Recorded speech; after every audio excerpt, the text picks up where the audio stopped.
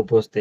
ह्याच उदाहरण पाहायला गेलं तर तुम्ही पोवाडा ऐकला, एखादा पोवाडा ऐकल्यानंतर अंगावर येणार काटा असू द्या, कारण की त्या पोवाड्याची ताकद आहे. एखाद्या वक्त्याचं भाषण इतकं लोक समरस होऊन ऐकतात, स्तब्ध होतात. त्याचा एक एक शब्द आपल्या कानावर ज्यावेळेस पडतो त्यावेळेस येणारी प्रत्येक भावना ती त्या शब्दाची, त्या भाषेची ताकद असते.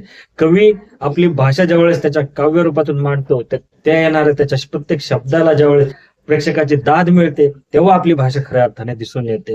हे सगळे एखाद्या गायक आपलं गाणं म्हणतो, त्याच्या मागे जो गीतकार असतो तो आपले शब्द मांडत असतो, तो गीतकाराच्या शब्दाला आणि गायकाच्या त्या कलेला जेव्हा प्रेक्षकाची दाद मिळते, ही त्या भाषेची ताकद आहे, हे लक्षात घ्या.